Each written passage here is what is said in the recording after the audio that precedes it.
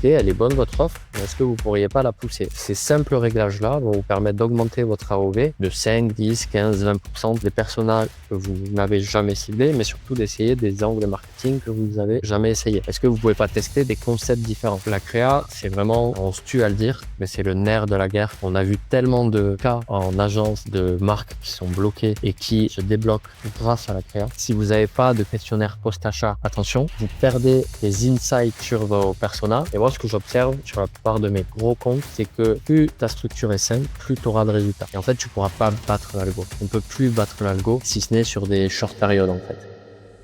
Bienvenue dans Market Makers, le podcast des experts du média, de la créa et du CRO. Ici, on décortique les meilleures stratégies de scaling pour faire croître votre e-commerce. Avant de plonger dans l'épisode, si ce contenu vous aide, pensez à prendre 10 secondes pour mettre 5 étoiles sur votre plateforme d'écoute. C'est un petit geste pour vous, mais c'est un énorme coup de pouce pour nous et ça nous permet de garder le podcast 100% gratuit et actionnable. Merci et bonne écoute. Alors aujourd'hui, on s'attaque à un sujet qui obsède beaucoup de marques. Comment passer le palier des 50 000 euros de dépenses mensuelles sur Meta, évidemment sans faire exploser ses ROAS ou ses coûts d'acquisition, sinon c'est trop simple. Et pour en parler, eh bien, on reçoit Benjamin qui est Performance Manager chez Rhodes, qui gère plusieurs marques e-commerce à 7 ou 8 chiffres, qui a à son actif plusieurs millions d'euros de dépenses sur les plateformes, et qui va nous expliquer comment il pilote ses comptes, comment il fait pour scaler efficacement. Benjamin, comment vas-tu? Écoute, ça va très bien. Merci de me recevoir sur un des premiers épisodes de ce nouveau podcast. J'étais un des premiers à être interviewé sur l'autre. Donc voilà. Très content de faire cet épisode avec toi. Rentrons directement dans le vif du sujet. Première question, déjà pour commencer concrètement, de ta fenêtre. Qu'est-ce qui, à ton sens, empêche la majorité des marques de dépasser ce fameux plafond des 50 000 euros de dépenses par mois? Alors c'est un peu une question magique ou une question à choix multiples, mais généralement, on va essayer enfin pour commencer, on va essayer d'être assez pragmatique. Donc si vous êtes à ce palier-là, c'est que vous avez forcément des conditions suivantes qui sont remplies. Donc la première, en gros, ça va être votre offre. Vous avez une offre qui marche. Cette offre-là a prouvé que votre écosystème fonctionnait. En revanche, est-ce que votre offre de votre côté back-end, elle est intéressante pour vous? Est-ce que la marge est bonne? Est-ce que le taux de conversion sur cette offre-là est bon? Est-ce que votre AOV de cette offre-là vous permet d'être profitable au premier achat? Sinon, est-ce qu'au second achat, oui? Voilà.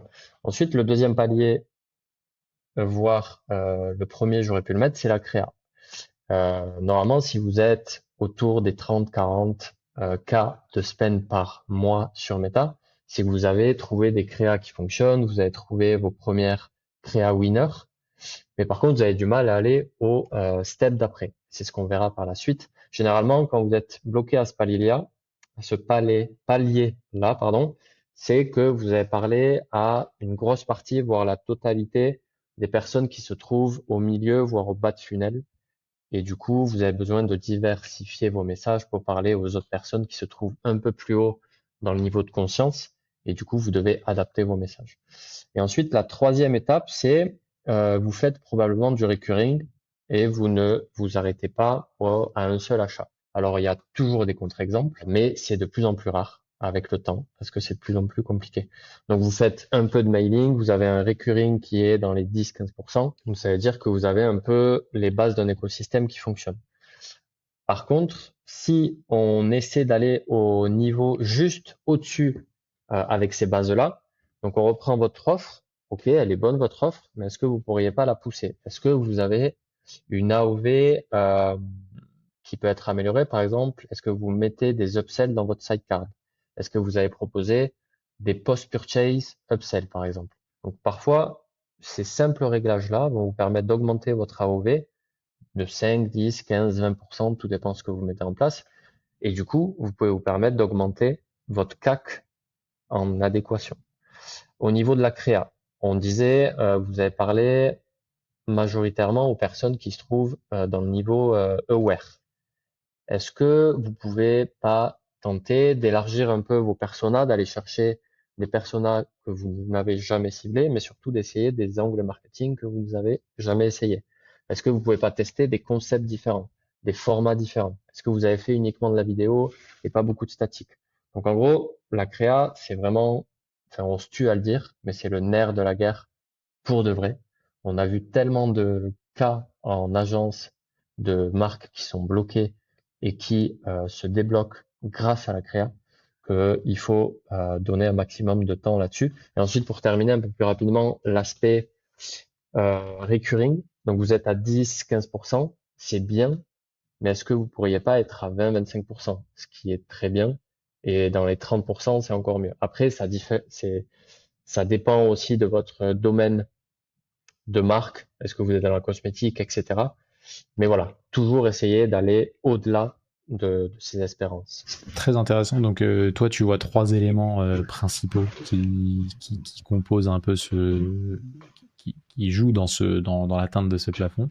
C'est du coup toute la structure économique, donc liée à l'offre, au panier moyen et du coup le rapport avec le coût d'acquisition. Tu as un sujet sur l'emploi qui en effet est très, très important, on va en parler, et un sujet sur la partie CRM, rétention.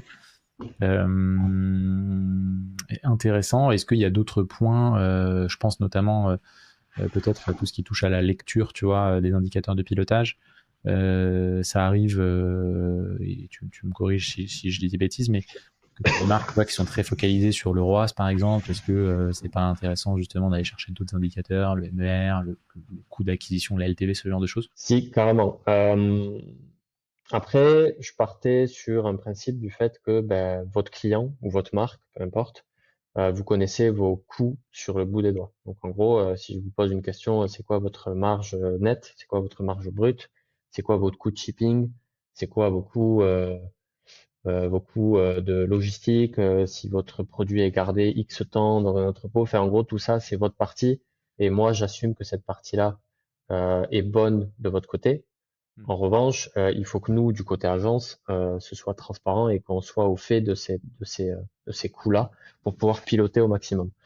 Donc bien sûr, la partie fondation financière est plus qu'importante, mais voilà, si aujourd'hui tu es bloqué et que tu n'arrives pas à passer ce fameux palier des 50K par mois, euh, si en gros ben, le trou dans la raquette il se trouve au niveau de ta fondation financière, ça peut arriver, hein, mais c'est quand même très rare. Ok.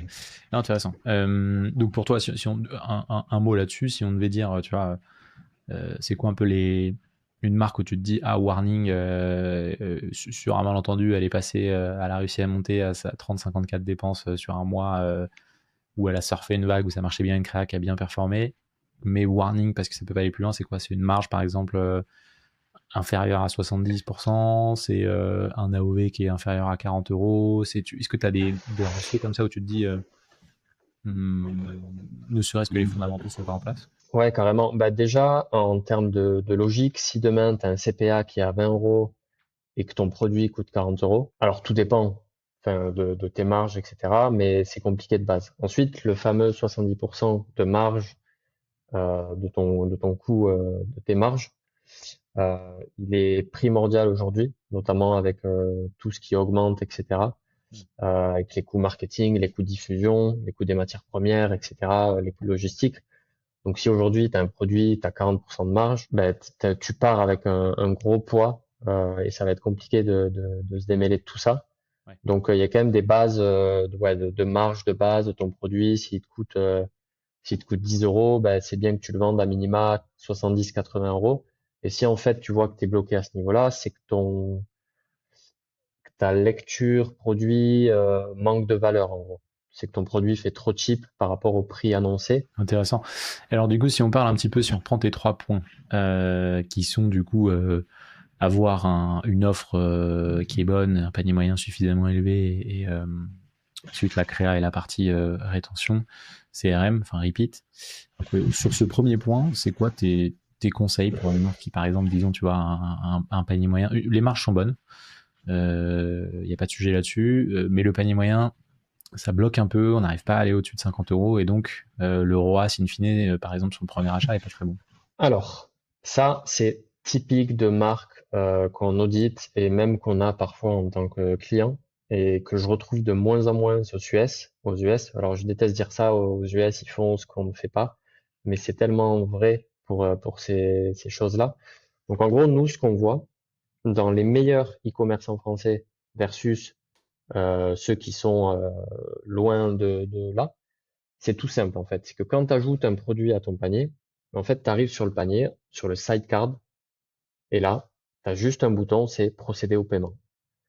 Et en fait, ce que font les meilleurs e-commerçants français, c'est que dans cette fenêtre-là, dans ce sidecard, c'est que tu viens proposer des produits complémentaires.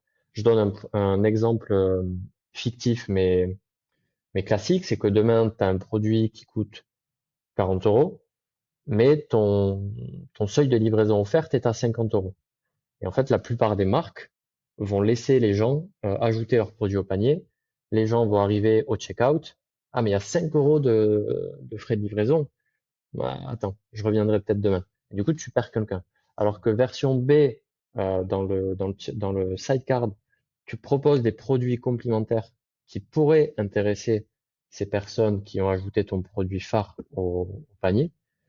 Ben, tu proposes un produit à 10 euros, par exemple. Ben, là, de suite, tu vas atteindre ton seuil de livraison gratuite. Ton AOV, au lieu de pas d'être à 40 euros, elle passe à 50 euros. Et du coup, tu te permets, enfin, tu gagnes en fait, tu gagnes des pourcentages cruciaux pour ton écosystème en gros. Donc tu as ça, tu as l'upsell au niveau du sidecar. Tu peux rajouter des upsells au niveau de la page de confirmation du paiement. Mais là par contre, il faut être très agressif. Faut pas hésiter à aller chercher les 40-50% de réduction. Pour citer des marques, je l'ai vu encore hier et j'ai leurs produits ici. Je vais pas les citer, mais en gros, dans la page de remerciement, ils te proposaient le même produit avec 40% de réduction. Un leader aussi, j'avais fait un post LinkedIn dans les brosses à dents électriques, qui eux proposent des, des, des upsells dans la page de confirmation. Pareil. Donc en gros, ça, c'est plein de petits points que tu peux aller chercher par rapport à ta marge au final qui vient amortir ton CAC. Ultra intéressant. J'ai un cas qui me vient, parce que ça m'est arrivé la semaine dernière. J'en ai aussi fait un post LinkedIn, comme quoi. Je l'ai vu. Je trouvais ça extraordinaire. J'ai acheté un produit cadeau 29 euros pour ma grand-mère. Et à la fin du checkout, donc j'avais déjà payé, hein, commande confirmée, ils ont essayé sur la page produit de me faire aller vers l'offre la plus achetée, le deuxième, hein, tu vois, j'ai juste pris un produit parce que j'avais un seul besoin. Et en post-checkout, c'est-à-dire après que la commande, ils m'ont mis un petit timer, 10 secondes, 10 minutes, en me disant, bah voilà, là, t'as la possibilité d'avoir un autre cadeau, mais cette fois qui est pas pour ta grand-mère, qui est pour ton fils ou ton enfant, bah, en l'occurrence bien ciblé parce que je suis papa d'un petit garçon de 2 ans, et t'as une réduction ultra agressive, c'était moins 30%, moins 40%, t'as juste à cliquer, grosso modo. Donc j'ai cliqué, et en fait mon panier est passé de 29 à 20, j'étais à 29,99 plus 21, je suis passé à plus de 50 euros. Donc tu vois, juste sur le coût d'acquisition qui lui n'a pas bougé, bah ils ont quasiment doublé leur ROAS avec un petit peu de marketing dedans. Donc en vrai, je suis très très d'accord avec toi. On n'est pas assez agressif, et ceux qui le font, bah, du coup récoltent des points de marge supplémentaires. Sur cette partie, justement, le travail du panier moyen qui est quand même assez clé. Qu'est-ce que tu penses toi des bundles? Donc les upsells, c'est bien dans le parcours. Qu'est-ce que tu penses d'aller chercher, travailler justement son offre, mettre en avant des bundles, potentiellement travailler justement le copywriting, ce genre de choses? Est-ce que c'est des choses que tu recommandes, ou plutôt travailler justement toi dans le parcours de conversion, essayer de rajouter des petits upsells, des cross-sells à droite à gauche? Je le recommande. Après, ça dépend des produits. Par exemple, si tu vends des canapés, tu vas pas proposer, tu vois, d'acheter 2 ou 3 canapés. Euh, mais si tu vends, on le voit souvent dans la cosmétique, des marques qui proposent 2, 3 fois le même produit. Après, il faut avoir un constat de base, c'est que si t'as pas ces bundles-là sur ta page produit, donc si tu permets pas d'en acheter plusieurs, mais par contre tes infos disent que les clients euh, en rachètent, pardon, donc ils en achètent un mois après, que ton pot de crème, que ton sérum, peu importe, il est fini, ils en rachètent. Ok. Donc dans ce cas-là, en fait, tu as tous les signaux au vert pour te dire, ben, propose-en plusieurs. La personne va en acheter peut-être 3, peut-être 6, peut-être 9, mais teste-le en gros. Donc il y a ça qui est... donc tu peux le tester de base et te faire un avis, ou sinon tu l'as pas testé, mais par contre tu as des signaux qui te montrent que ben, il y a plus qu'à. Et là, de pas le mettre en place, tu perds de l'argent en gros. Après, il faut aussi pas griller les étapes. Rapidement, si on reprend un peu le funnel, c'est que au départ, tu es target par une ads, ensuite tu vas sur ta page produit, et ensuite tu achètes. Si nous, au niveau du monitoring, tu vois que l'ads, elle a un très bon CTR, des très bons CPC, que les personnes arrivent sur ta page produit, qu'il y a des très bons coûts euh, par ajout au panier, mais que tes CPA, tes coûts par achat, ils sont très élevés, c'est que tu as des soucis au niveau de l'étape du panier et de l'achat. Mm. Si tes CPC et CTR sont très bons et que tes CP, enfin que tes coûts par ajout au panier sont très élevés, c'est que là justement il faut que tu revoies ta page produit, qu'elle manque de valeur et que les gens en fait sont intéressés par ta pub, ils cliquent, mais dès qu'ils arrivent en gros dans le magasin, ils repartent les mains vides parce que ton magasin il est pas beau en fait, il donne pas envie. Ouais. En plus, quand on passe les 50 000 euros de dépenses, généralement, il y a toujours, vu comme tu le disais en préambule, on touche des personnes qui sont moins chaudes, moins bottom funnel, middle funnel, donc les coûts d'acquisition montent. Donc tout l'enjeu, c'est de les maintenir le plus bas possible en améliorant, en grattant des points de consommation, en grattant des points sur la l'AOV, ce genre de choses. Ce qui me permet de faire la transition sur le deuxième sujet dont tu parlais, la partie créa, qui est aussi un levier si ce n'est le levier principal quand tout le reste est optimisé pour faire descendre tes coûts d'acquisition en augmentant tes taux de clic. Je grossis le trait, mais c'est à peu près ça. Qu'est-ce qui bloque les marques à ce niveau-là? Qu'est-ce qui fait que, tu vois, quand tu vois, t'audite une marque qui dépense 50 000, elle dit ça fait 4-5 mois qu'on bloque à 50 000, on n'arrive pas, dès qu'on augmente nos dépenses, les rois se cassent la gueule. Qu'est-ce que tu observes, toi, généralement? Pour être très franc, pour revenir à toutes les questions, qu'est-ce qui bloque une marque à 50K par mois? La plupart du temps, 9 fois sur 10, c'est la créa. Parce qu'on suppose que déjà pour arriver à ce palier-là, tu as l'offre, tes premières créas et tes bases financières qui sont là. Donc en gros, ton écosystème normalement est viable, mais t'arrives pas en gros tu te dis pourquoi ça marche plus quoi. Pourquoi j'arrive pas à passer ce palier, je les éclate tous depuis 2 ans, pourquoi je suis bloqué? Donc en gros, la créa, quand tu es bloqué à ce niveau-là, je vais essayer de pas partir dans tous les sens, mais grosso modo, c'est que tu as atteint ton plafond de verre au niveau de ton audience chaude. Et audience chaude veut pas dire que ton audience te connaît déjà. Ça veut dire qu'elle connaît le problème qu'elle a et qu'elle recherche juste une solution sans trop vraiment la chercher. Par exemple, t'as des boutons d'acné, t'as essayé tous les produits pharmaceutiques, t'as essayé plein de crèmes, mais ça marche pas. Et en fait, du coup, demain, l'algo est tellement intelligent que toi, tu proposes un produit sur, euh, sur la crème anti-acné. Je me dis, je vais le tester, vu que toutes les autres solutions marchent pas. Donc, en gros, toutes ces personnes-là, dans le niveau de conscience, elles sont déjà atteintes. Il faut juste passer un niveau au-dessus et essayer d'aller chercher des problèmes, j'ai envie de dire, sous-nichés euh, parmi les personas. Donc, dans un premier temps, tu peux faire ça. Donc, ok, peut-être qu'en fait, mon produit est anti-acné, peut-être que si on allait cibler les mamans des adolescents qui ont des problèmes d'acné, peut-être que elles, du coup, elles vont se sentir target avec un message approprié, avec une LP aussi qu'on peut pousser vers ce persona-là. Donc ça, en gros, c'était plus axé vers le persona.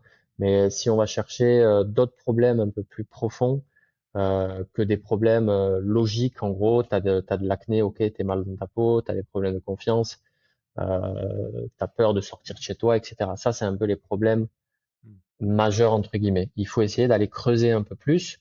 Et ça, en fait, comment on le fait? Simplement, si vous êtes à ce palier-là de 40K, si vous avez déjà généré des achats, si vous n'avez pas de questionnaire post-achat, honte à vous, attention, vous perdez des insights sur vos personas. Donc, en gros, vous leur demandez qu'est-ce qui vous a poussé à acheter mon produit. Là, en gros, vous allez avoir tellement d'insights sur le pourquoi du comment, pourquoi mon produit résout ces problèmes-là. Vous allez découvrir des nouveaux produits, des nouveaux problèmes, pardon, et ça va vous permettre d'axer un peu certaines ads sur ces problèmes-là.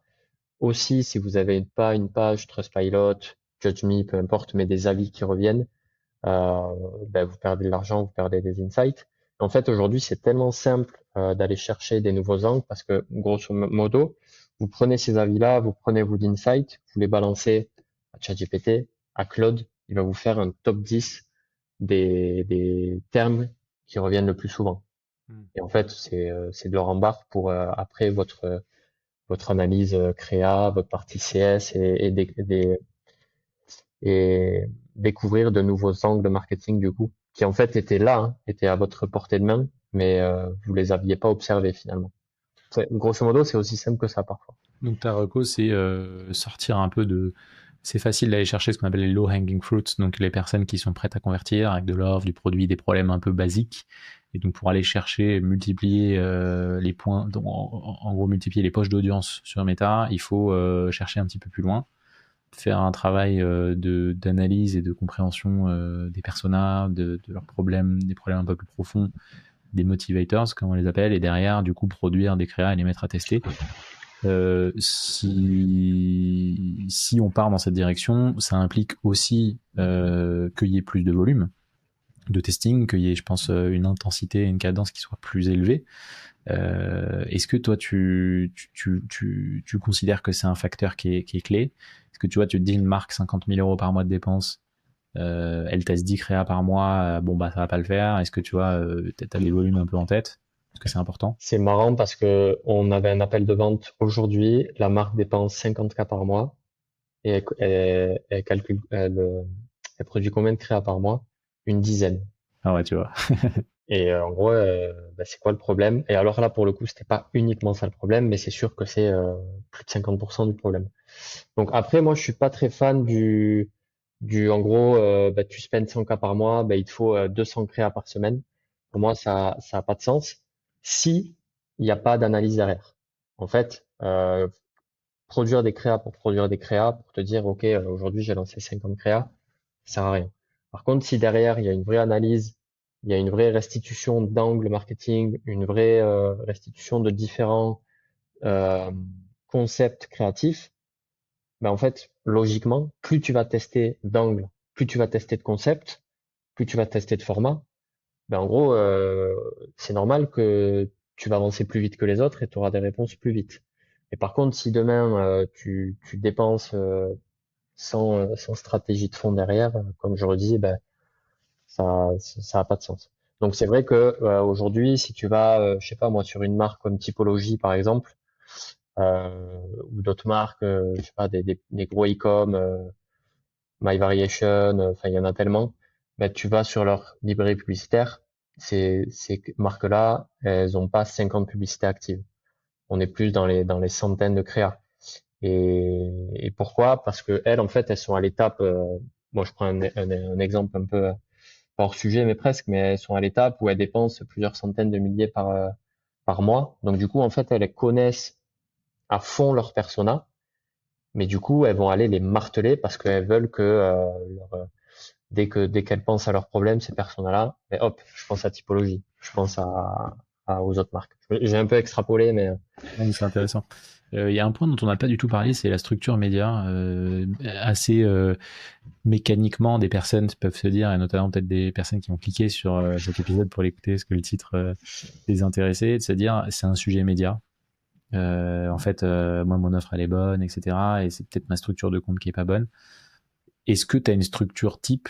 Est-ce que tu as des erreurs, des grosses erreurs que tu peux voir qui peuvent, tu vois, te permettre d'avoir des gains un peu incrémentaux?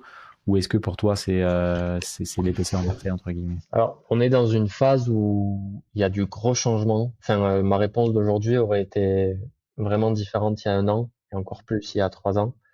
Euh, on, on entre enfin, on est dans une phase depuis même avant Andromeda, bien avant ça, je l'observe sur mes comptes depuis un an, plus ou moins. C'est qu'en fait, avant, tu sursegmentais ton compte. Donc, tu faisais une campagne pour aller cibler des intérêts. Tu faisais une campagne pour le BOF. Tu faisais une campagne pour le retargeting. Tu faisais une campagne pour le broad. Tu testais une campagne broad en CBO, une campagne broad en ABO, une campagne en SC+, etc. Et moi, ce que j'observe sur la plupart de mes gros comptes, c'est que plus ta structure est simple, plus tu auras de résultats. Ou du moins, tu en auras autant ou même plus que si tu sursegmentes. Après, un compte qui dépense 100 euros par jour versus un qui dépense 1000 euros par jour n'aura pas la même structure. La structure d'une marque qui dépense 100 euros par jour devra être encore plus simple qu'une structure d'un compte qui dépense 1000 euros par jour. Pareil, tu vois, il y a 2 ans, une marque qui dépense 100 euros par jour, tu vas lui dire, bon ben, ton compte est neuf, t'as pas d'historique sur ton pixel, tu commences avec une campagne en intérêt, tu scindes ça avec 5 voire 10 intérêts, autant d'adsets, et tu viens tester toutes tes créas au même, avec différents intérêts, etc. Aujourd'hui, mon conseil pour une marque comme ça, c'est que tu balances tout dans une ASC+, et en fait, tu pourras pas battre l'algo. On peut plus battre l'algo, si ce n'est sur des short périodes, en fait. Il y a plus de hacks qui te permettent de passer entre les mailles du filet. Ça existe plus. Et pourtant, moi, j'étais un grand fanat. J'ai commencé avec le drop, ces techniques un peu sharp. Je les adorais. Mais maintenant, en fait, l'algo, il est tellement puissant que bah, autant lui faire confiance. C'est pour ça après que nous, on est des performance managers, c'est qu'on est là aussi pour double-checker qu'il fasse pas n'importe quoi. Mais pour résumer, en gros, plus ta structure est simple, plus tu mets les chances de ton côté de réussir. Et demain, si en gros tu penses que ta structure ou que ton côté media buying n'est pas bon, ben, je te conseillerais de double-checker tes exclusions. Est-ce que ta campagne d'acquisition, tu exclus bien tes acheteurs? Est-ce que tu exclus bien tes interactions sur les plateformes? Et encore, je mets un veto sur ces exclusions interactions parce qu'on s'aperçoit aujourd'hui qu'une campagne avec les exclusions d'interaction versus une autre campagne sans ces exclusions-là, ben c'est kiff-kiff en fait. Parce que l'algo est tellement puissant qu'il va pas forcément faire comme il faisait il y a quelques années, aller marteler la même poche d'audience et avoir un taux de répétition énorme sur ton audience sans exclusion d'interaction, quoi. On observe même que l'algo fait son propre retargeting, quelques petits tests qu'on a menés chez Rhodes avec, tu vois, des statiques qui sont diffusées plus fortement en volume de répétition sans qu'il y ait de ciblage spécifique Ouais, de retargeting parce qu'ils considèrent que des statiques égale les personnes qui te connaissent parce que tu vas pas diffuser ça à des nouvelles personnes. À l'inverse, où de la vidéo, par exemple, plutôt top funnel, va être diffusée avec moins de répétition à des personnes plus. mais c'est clair. Donc ouais, non, Moi, mais pour finir sur ça, pardon, mes plus gros comptes, un sur deux n'a même pas de campagne de retargeting, pour te dire. Et parfois, je me fais taper dessus, mais j'ai essayé, alors que c'est des campagnes, c'est des comptes qui dépensent des dizaines de milliers par mois. Et en fait, ces campagnes de retargeting, quand tu dépenses trop, ben, ça marche plus chez moi. Donc maintenant, je me prends pas la tête. J'ai plus de campagne de retargeting et je suis moins dur au niveau de mes exclusions des interactions. Parce qu'en fait, l'algo, il fait tellement du bon taf sans ça.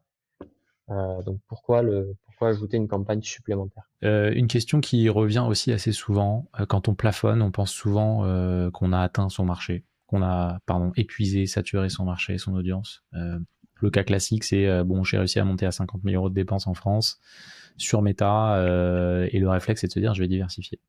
Je vais ouvrir des nouveaux pays, je vais ouvrir des nouveaux canaux, je vais pousser d'autres produits. C'est une bonne réaction ou c'est pas forcément nécessaire et tu penses qu'avec un travail justement sur l'offre et la créa, tu arrives à pousser encore ce plafond plus loin? Alors c'est bien et pas bien en même temps. Je pense que c'est bien parce que si demain tu lances au UK, tu vas voir que le marché est ultra prometteur et que tu as moins de concurrence qu'en France et que tu vas avoir des CPA super bien, etc. Et que si tu l'avais pas fait, ben, tu serais passé à côté. Par contre, ce genre de situation arrive très rarement. Moi, ce que je conseille, c'est que tu es en France, si tu dépenses 50K par mois et que tu sens que tu as essoré ton marché, bah désolé de te le dire, mais tu t'as tout chaud en fait. Enfin, sauf si, je sais pas, moi, tu vends des chaussures pour des chats, tu vois, enfin ou des trucs genre même pas ultra nichés. Il y a un moment, oui.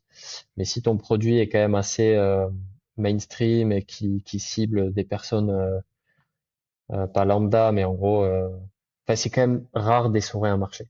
Ouais. Donc pour moi, il y a des gros efforts en termes de créa à faire. On y revient souvent, hein. La créa, la créa, la créa. Mais par contre, si demain euh, t'as utilisé, tu penses toutes tes ressources en termes de créa, t'as fait appel à plusieurs agences de créa, ça fait 6 mois que tu testes plusieurs agences et que ça marche pas. Euh, Ton taux de répétition, malgré tes exclusions, il répète, l'algo il tourne en rond. c'est très rare, hein, ce genre de situation. Peut-être que là, du coup, bah oui, va dans un autre pays et tu verras. Mais enfin, j'ai jamais fait face à ce type de situation, quoi. Et puis on rappelle, Meta, c'est quand même 41 millions d'utilisateurs en France, donc quasiment 2 tiers des Français, ce qui veut dire que si ta cible, s'il y a 2 tiers de ta cible qui est sur Meta, même si tu touches, je sais pas, que Ouais. 3 millions de personnes, bah 3 millions de personnes, même si tu prends 10% de part de marché, tant que t'as pas acquis 300 000 personnes en France, C'est pas possible. tu peux y aller, quoi. Moi, je suis toujours impressionné de voir la profondeur d'audience qu'a Meta avec des comptes où tu te dis, ah, on a atteint le bout et au final, bah, tu arrives à dépenser 200, 300, 400 000 euros par mois. Écoute, Benjamin, on arrive au bout de cet épisode. Je te remercie. C'était très utile. On a parlé d'offres, on a parlé de structure économique, on a parlé de tips pour augmenter son panier moyen, on a parlé de créa. On n'a pas eu le temps de parler de CRM et de rétention malheureusement, mais ça ferait trop long, ça fera l'objet d'un autre épisode. Donc merci, c'est cool. J'espère que ça vous a été utile. Si c'est le cas, eh bien n'hésitez pas à mettre un petit commentaire si vous êtes sur YouTube, un petit 5 étoiles sur votre plateforme d'écoute. Évidemment, ça nous aide à faire découvrir ce podcast à d'autres personnes. Et Benjamin, eh bien, on n'a plus qu'à on tourne mi-novembre, donc on n'a plus qu'à te souhaiter un bon Black Friday, un bon Q4 et te remercier encore pour ce décryptage hyper concret. Yes, avec plaisir. À bientôt. Ça marche, salut.